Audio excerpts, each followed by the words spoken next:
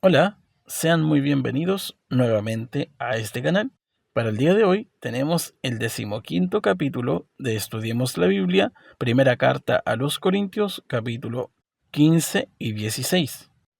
Bien, y sin más preámbulo, pasaríamos directamente a leer los versículos. Primero comenzamos desde el versículo 1 al 11, y dice así: Ahora, hermanos, quiero recordarles el Evangelio que les prediqué, el cual mismo que recibieron y en el cual se mantienen firmes. Mediante este Evangelio son salvos, si se aferran a la palabra que les prediqué. De otro modo, habrán creído en vano. Porque ante todo les transmití a ustedes lo que yo mismo recibí, que Cristo murió por nuestros pecados según las Escrituras, que fue sepultado, que resucitó el tercer día según las Escrituras, y que se apareció a Cefas y luego a los 12. Después se apareció a más de 500 hermanos a la vez, la mayoría de los cuales vive todavía, aunque algunos han muerto. Luego se apareció a Jacobo, más tarde a todos los apóstoles, y por último, como a uno nacido fuera de tiempo, se me apareció también a mí. Admito que yo soy el más insignificante de los apóstoles, y que ni siquiera merezco ser llamado apóstol porque perseguí a la iglesia de Dios. Pero por la gracia de Dios soy lo que soy. Y la gracia que Él me concedió no fue infructuosa. Al contrario, he trabajado con más tesón que todos ellos, aunque no yo, sino la gracia de Dios que está conmigo. En fin, ya sea que se trate de mí o de ellos, esto es lo que predicamos y esto es lo que ustedes han creído. Fin de los versículos. De acuerdo a lo estudiado en Romanos, sabemos cuál es el evangelio que el apóstol Pablo y los demás transmitían, y que la resurrección de Cristo no fue en espíritu como algunos piensan, sino en carne. Y fueron de ello testigos los apóstoles y más de 500 hermanos, los cuales en ese momento, como decía el apóstol Pablo, permanecían algunos vivos, pero algunos también habían fallecido. Luego de su ascensión al cielo de nuestro Señor, se presentó a Pablo. ¿Y cuándo fue esto? Cuando iba camino a Damasco. Y Pablo, que era el perseguidor más comprometido, en vez de encontrarse con los creyentes a los cuales iba a meter a la cárcel, se encontró con el mismo Jesucristo. Y allí fue convertido en lo que tanto él quiso destruir. Y esta obra tan gloriosa del Señor sirvió hasta el día de hoy, pues aquel varón fue muy útil para los propósitos de nuestro Señor, como hasta los días presentes. Pasaríamos a los versículos del 12 al 23. Dice así: Ahora bien, si se predica que Cristo ha sido levantado de entre los muertos, ¿cómo dicen algunos de ustedes que no hay resurrección? Si no hay resurrección, entonces ni siquiera Cristo ha resucitado. Y si Cristo no ha resucitado, nuestra predicación no sirve para nada, como tampoco la fe de ustedes. Aún más, resultaríamos falsos testigos de Dios por haber testificado que Dios resucitó a Cristo, lo cual no habría sucedido si en verdad los muertos no resucitan. Porque si los muertos no resucitan, tampoco Cristo ha resucitado. Y si Cristo no ha resucitado, la fe de ustedes es ilusoria y todavía están en sus pecados. En este caso, también están perdidos todos los que murieron en Cristo. Si la esperanza que tenemos en Cristo fuera solo para esta vida, seríamos los más desdichados de todos los mortales. Lo cierto es que Cristo ha sido levantado de entre los muertos, como primicias de los que murieron. De hecho, ya que la muerte vino por medio de un hombre, también por un medio de un hombre viene la resurrección de los muertos. Pues así como Adán todos mueren, también en Cristo todos volverán a vivir, pero cada uno en su debido orden. Cristo, las primicias, después cuando Él venga, los que le pertenecen. Fin de los versículos. Es sorprendente que desde siempre hay algunos que siembran confusión entre los creyentes. Pues sabemos que en una iglesia siempre va a haber trigo y cizaña. Pero yo considero que está bien tener cuestionamientos, pues eso nos lleva a reafirmar las cosas que ya creemos, o las que nos han sido enseñadas, las hacemos más firmes. Pero ahora, si yo cuestiono algo y no lo tengo muy claro, no debería jamás compartirlo como si de una verdad se tratara, pues lo único que generaríamos serían dudas. Una vez que nuestro cuestionamiento sea respondido o dejado claro, entonces es ahí donde podemos compartir con propiedad siempre y cuando tenga fiel base, como fundamento. Entonces algunos de los corintios, como estábamos leyendo, estaban corrompiendo con sus conversaciones a otros, indicando que no había resurrección de los muertos. Y como dije anteriormente, bien que podrían haber preguntado sobre este asunto si no lo tenían claro, pero no, ellos hablaron sin cuidado, reafirmando algo que la escritura no lo tenía fundamentado. Entonces el apóstol indica que si Cristo no resucitó, en primer lugar, ellos entonces serían falsos testigos. En segundo lugar, la fe no es válida, por lo tanto, aún permanecen en pecados y no hay justificación. Tercero, los que murieron en Cristo están condenados igualmente. Y cuarto, los creyentes seríamos los más desdichados de todos los mortales, pues no hay vida eterna, y todo lo que vivimos es sin motivo ni razón alguna. Pero todo esto, lo que decían algunos de los corintios acerca de que no había resurrección, no tiene pie ni fundamento. Pues si los apóstoles y todos los creyentes debemos ser veraces sabiendo que para Dios, nuestro Señor, la mentira es aborrecible, entonces ¿por qué mentirían ellos al declarar que vieron a Cristo? Y no fueron solamente los 11, sino los 500 hermanos y también las mujeres. Entonces, si fuera así, todos ellos serían mentirosos y murieron con crueldad por el orgullo de la mentira, lo cual llega a ser bastante ilógico. Pero la verdad es que Cristo sí resucitó, y hoy nosotros mismos somos testigos de ello, pues si no viviera Cristo, entonces nosotros tampoco viviríamos.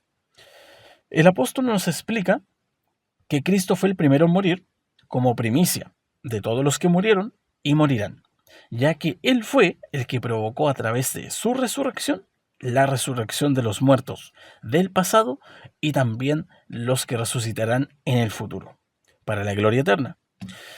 Pues si no fuera así, Cristo mismo mintió en la cruz al ladrón que estaba a su lado, diciéndole que en ese día iba a estar con él en el paraíso. Y si la resurrección de los muertos fuera una mentira, entonces Cristo mismo mintió. Por lo tanto, es completamente ilógico, no tiene fundamento aquello que decían aquellos corintios. Además, también recordemos que en Mateo, capítulo 27, del versículo 54 al 57, se nos explica que cuando resucitó nuestro Señor Jesucristo, también los santos salieron a resurrección. Entonces, si no fuera así, la Biblia misma está mintiendo. Pero bueno, ya reconocemos que esto es completamente ilógico, por lo tanto, sabemos perfectamente que hay resurrección de los muertos. A la semejanza de Adán, como todos morimos por causa del pecado, así también viviremos por causa de Cristo, mediante la fe. Así que el apóstol indica que primero fue Cristo y luego cuando Él venga, resucitarán también los suyos, nosotros, los creyentes en Cristo, y los que han muerto en fe, con la fe, perdón, en el Señor. Pasaríamos a los versículos 24 al 28. Dice así: entonces vendrá el fin, cuando Él entregue el reino a Dios el Padre, luego de destruir todo dominio, autoridad y poder. Porque es necesario que Cristo reine hasta poner todos sus enemigos debajo de sus pies. El último enemigo que será destruido es la muerte, pues Dios ha sometido todo a su dominio. Al decir que todo ha quedado sometido a su dominio, es claro que no se incluye a Dios mismo, quien todo lo sometió a Cristo. Y cuando todo le sea sometido, entonces el Hijo mismo se someterá a aquel que le sometió todo, para que Dios sea todo en todos. Fin de los versículos. Aquí se nos explica sobre lo que pasará en el fin. Después, cuando Cristo venga en su gloria, reinará sobre este mundo por 1000 años, como lo sabemos de Apocalipsis. Reinará junto con sus santos. Luego vendrá el fin, cuando ya haya puesto todo debajo de sus pies, y también ya no haya más muerte. Entregará todo lo que se le fue concedido, y él mismo se entregará al Padre. Pasaríamos a los versículos 29 al 34, y dice así: Si no hay resurrección, ¿qué sacan los que se bautizan por los muertos? Si en definitiva los muertos no resucitan, ¿por qué se bautizan por ellos? ¿Y nosotros por qué nos exponemos al peligro a todas horas? Que cada día muero, hermanos, es tan cierto como el orgullo que siento por ustedes en Cristo Jesús, Señor nuestro. ¿Qué he ganado si solo por motivos humanos en Éfeso luché contra las fieras? Si los muertos no resucitan, comamos y bebamos que mañana moriremos. No se dejan engañar. Las malas compañías corrompen las buenas costumbres. Vuelvan a su sano juicio, como conviene, y dejen de pecar. En efecto, hay algunos de ustedes que no tienen conocimiento de Dios. Para vergüenza de ustedes lo digo. Fin de los versículos. El apóstol prosigue con la defensa de la resurrección de Cristo, pues dice: ¿de qué sirve todo lo que vivimos, el sufrimiento al que nos exponemos, incluso que él tuvo que luchar contra fieras para salvar su vida por causa del Evangelio? Indica también de qué serviría entonces bautizarnos por los muertos, si nos bautizamos en Cristo Jesús. Pero él mismo habla con completa convicción, así como también deberíamos siempre hacerlo nosotros, manteniendo firme nuestra convicción y elección, creyendo en Jesucristo, creyendo en su resurrección, porque fue mediante esta fe que alcanzamos la justificación. Eso no podemos olvidarlo, y yo sé que hoy en día nadie duda de la resurrección de Cristo, al menos entre los creyentes, porque eso sería bastante ilógico. También en esta carta se nos recomienda que tengamos cuidado con quien compartimos, pues las malas compañías nos pueden corromper, como habían sido algunos de los corintios. Y también les dice que deben evitar pecar al hablar como un charlatán. Como les dije anteriormente, cuando hablamos tenemos cuestionamientos o dudas y simplemente las decimos y las hablamos como si las tuviéramos tan firme en nuestra convicción, cuando deberíamos resolver la duda y el cuestionamiento para que luego podamos enseñar con completa propiedad. Pasaríamos a los versículos 35 al 50. Tal vez alguien pregunte: ¿cómo resucitarán los muertos? ¿Con qué clase de cuerpo vendrán? ¡Qué tontería! Lo que tú siembras no cobra vida a menos que muera. No plantas el cuerpo que luego ha de nacer, sino que siembras una simple semilla de trigo o de otro grano. Pero Dios le da el cuerpo que quiso darle, y a cada clase de semilla le da un cuerpo propio. No todos los cuerpos son iguales. Hay cuerpos humanos, también los hay de animales, terrestres, de aves y de peces. Asimismo, hay cuerpos celestes y cuerpos terrestres, pero el esplendor de los cuerpos celestes es uno, y el de los cuerpos terrestres es otro. Uno es el esplendor del sol, otro el de la luna y otro el de las estrellas. Cada estrella tiene su propio brillo. Así sucederá también con la resurrección de los muertos. Lo que se siembra en corrupción, resucita en incorrupción. Lo que se siembra en oprobio, resucita en gloria. Lo que se siembra en debilidad, resucita en poder. Se siembra un cuerpo natural, resucita un cuerpo espiritual. Si hay cuerpo natural, también hay cuerpo espiritual. Así está escrito: el primer hombre, Adán, se convirtió en un ser viviente, el último Adán en el espíritu que da vida. No vino primero lo espiritual, sino lo natural, y después lo espiritual. El primer hombre era del polvo de la tierra, el segundo hombre del cielo. Como es aquel hombre terrenal, así son también los de la tierra, y como es el celestial, así son también los del cielo. Y así como hemos llevado la imagen de aquel hombre terrenal, llevaremos también la imagen celestial. Les declaro, hermanos, que el cuerpo mortal no puede heredar el reino de Dios, ni lo incorruptible puede heredar lo incorruptible. Fin de los versículos. Siempre hemos dicho que el apóstol Pablo, cuando enseña algo diferente, algún tipo de enseñanza externa, nos cuesta entenderle por sus palabras o quizás por las traducciones, pero lo que hemos podido entender, cosa que para los corintios esto fue completamente nuevo. Ellos no conocían acerca de esto, acerca de con más detalle acerca de la resurrección, excepto ahora que el apóstol Pablo la explicaba. Claramente, la gente sabía que había resurrección de los muertos, pero no sabían a fondo con detalles como el apóstol Pablo en esta carta les enseñaba. Así que nosotros hoy entendemos más a través de estos libros maravillosos que están en la Biblia y podemos conocer estos misterios, o parte de ello, lo que solamente se nos muestra. Pero bien, lo que se nos enseña acerca de la resurrección de los muertos es lo siguiente. En primer lugar, nuestros cuerpos morirán corruptos por la carne, pero resucitarán incorruptibles. Segundo, Adán fue el primer cuerpo natural creado, pero en su resurrección será espiritual. Bueno, ahora es espiritual porque resucitó cuando Cristo resucitó. Tercero, el primer cuerpo es natural, de la tierra, el segundo, el espiritual o celestial del cielo. Cuarto, hay muchos tipos de cuerpos, como son los cuerpos humanos, los cuerpos naturales, los cuerpos de los aves, los cuerpos celestes, como las estrellas, el sol, etc.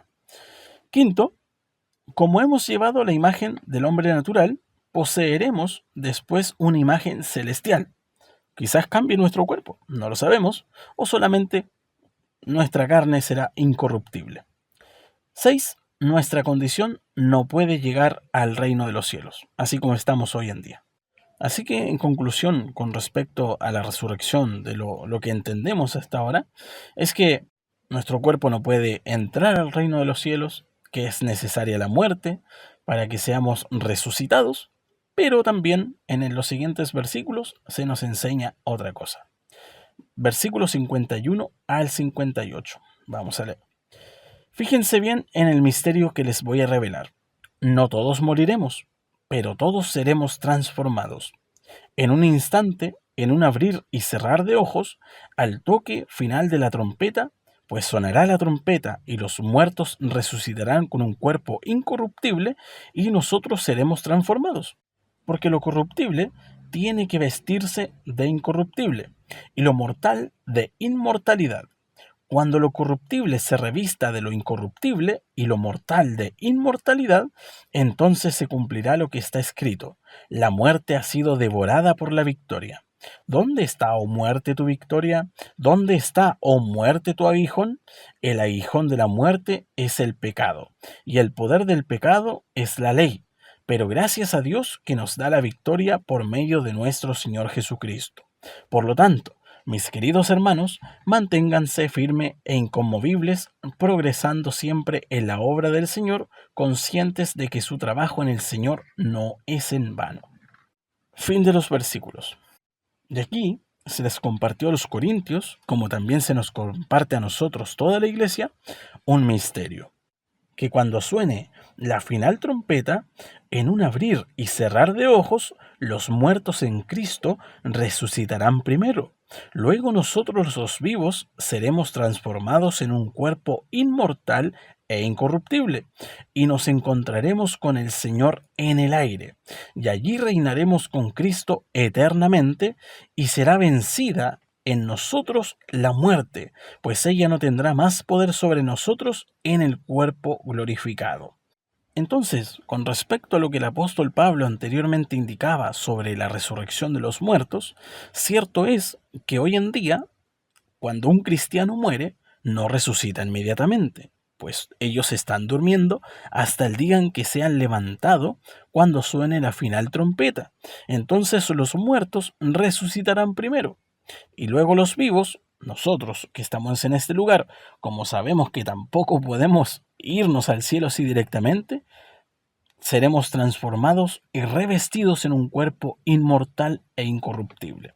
Lo más seguro es que resucitaríamos con estas mismas características de nuestra imagen y semejanza que hoy en día tenemos, porque cuando Cristo resucitó, su cuerpo no cambió, seguía siendo el mismo. Y los apóstoles por el mismo motivo podían reconocerlo. Así que nosotros también resucitaríamos con un cuerpo semejante, obviamente con las mismas características, pero no con esta carne pecaminosa. Lo mismo los que murieron. A pesar de que su cuerpo ya no esté, porque puede estar hecho polvo o puede estar en el fondo del mar, quién sabe. De todas maneras, su cuerpo va a ser formado nuevamente.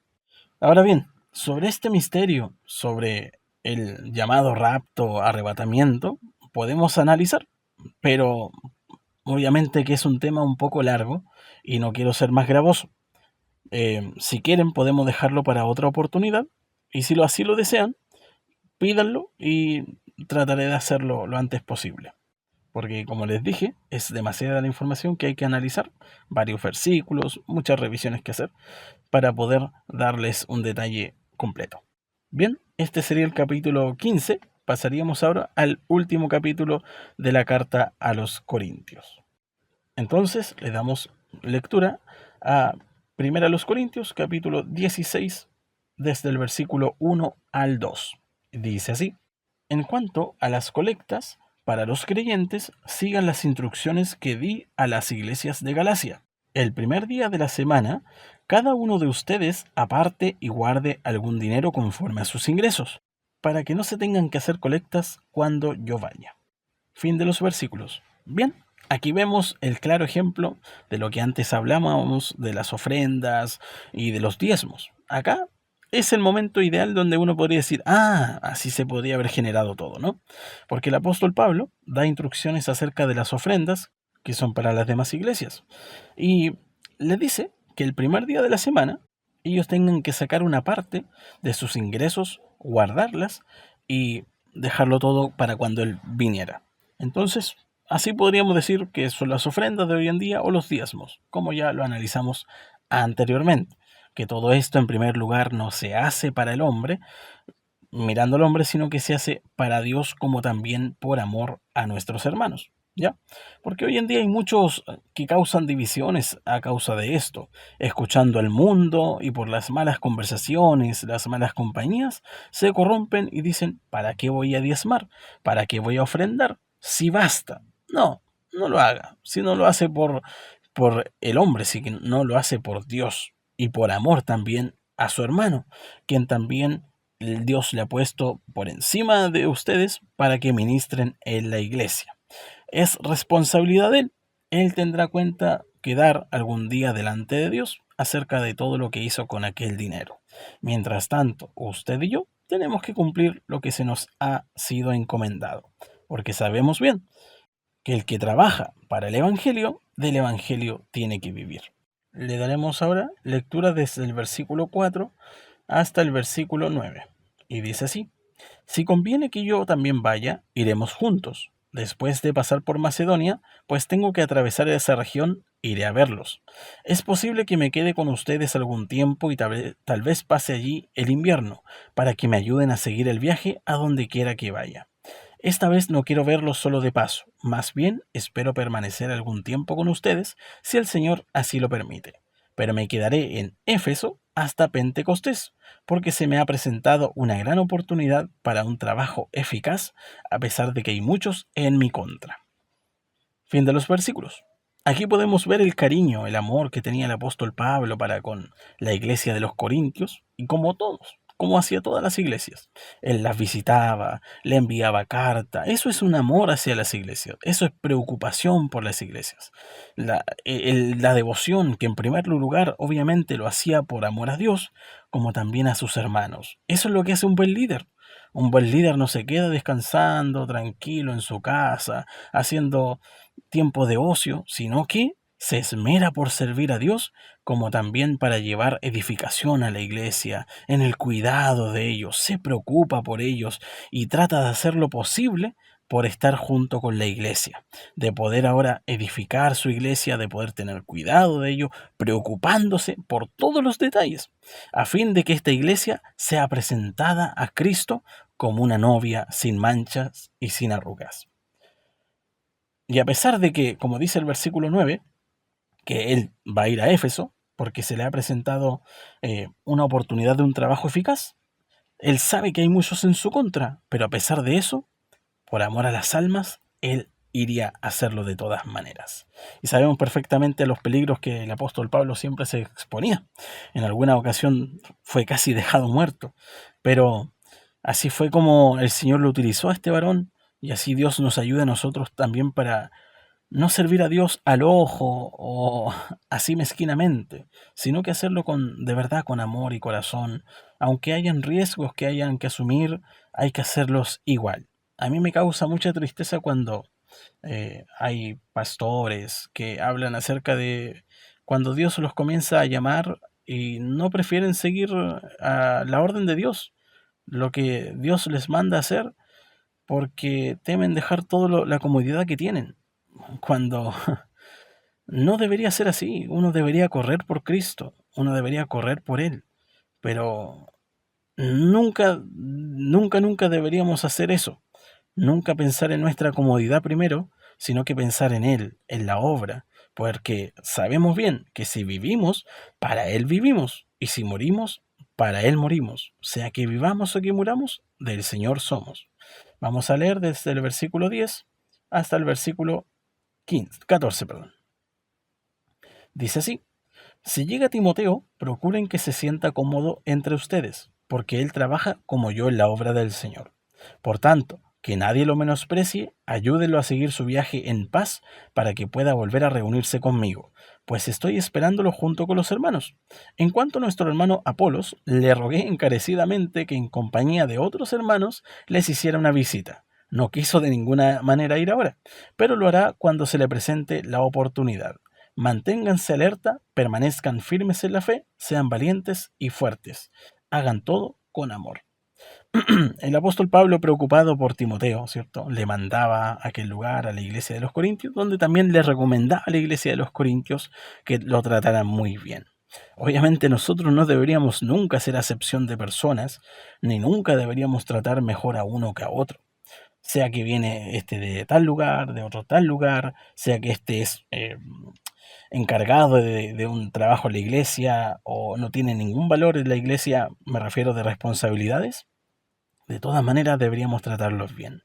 Uno muchas veces se encuentra con situaciones en las cuales hay hermanos que van a hospedar, hermanos que vienen de otras iglesias, y preparan la casa como si de un rey se tratara. Y no está mal aquello. Pero cuando invitan a un hermano de su propia iglesia a su casa, no importa cómo está la casa. Lo invitan así, como si de cualquier persona se tratara, cuando no deberíamos hacer acepción de personas, porque si decimos que ese hermano que viene de muy lejos a nuestra iglesia y luego a nuestra casa es un hijo de Dios, también nuestro hermano que está en nuestra iglesia también es un hijo de Dios. Por lo tanto, deberíamos tener el mismo respeto y deberíamos tener el mismo amor que también tenemos como para el que vive lejos, como para el que vive cerca, como para el más consagrado, como para el menos consagrado. Entiéndase, menos consagrado, no necesariamente alguien que disfruta de las cosas del mundo, pero me refiero a que sirve mejor a Dios, tiene mayor vocación dentro de la casa del Señor. Aquí podemos ver también que Apolos no quería ir. La verdad es que no se nos explica por qué Apolos no quería ir a la iglesia de los Corintios. Quizá es por el problema que se había causado, porque algunos decían que eran de Apolos, otros de Pablos, otros de Cefas. Quizás por esto mismo, por causa de la división. Y en cierta parte se entiende, porque si yo sé que estoy causando problemas dentro de una iglesia, ¿para qué iría? Pero Dios nos ayude a que ninguno de nosotros sea un problema dentro de la iglesia y entre la hermandad. El apóstol Pablo mismo ha dicho en esta carta que nosotros no deberíamos tener ningún pleito porque somos hijos de Dios. Somos hijos de Dios que hablan de paz, que hablan de amor, y sabemos perfectamente que solamente los que andan siendo inmaduros, perdón, son los que andan pleiteando, aquellos que les falta a Dios en su vida, aquellos que están muy cerca de ser tibios, aquellos son los que andan con pleitos dentro de la iglesia. Pasaríamos desde el versículo 15 al versículo 24. Dice así: bien saben que los de la familia de Estéfanas fueron los primeros convertidos de Acaya, y que se han dedicado a servir a los creyentes. Les recomiendo, hermanos, que se pongan a disposición de aquellos y de todo el que colabore en este arduo trabajo. Me alegré cuando llegaron Estéfanas, Fortunato y Acaico, porque ellos han suplido lo que ustedes no podían darme, ya que han tranquilizado mi espíritu y también el de ustedes. Tales personas merecen que se le exprese reconocimiento. Las iglesias de la provincia de Asia les mandan saludos. Aquila y Priscila los saludan cordialmente en el Señor, como también la iglesia que se reúne en la casa de ellos. Todos los hermanos les mandan saludos. Salúdense unos a otros con un beso santo. Yo, Pablo, escribo este saludo de mi puño y letra. Si alguno no ama al Señor, quede bajo maldición. Maranata. Que la gracia del Señor Jesús sea con ustedes. Los amo a todos ustedes en Cristo Jesús. Amén.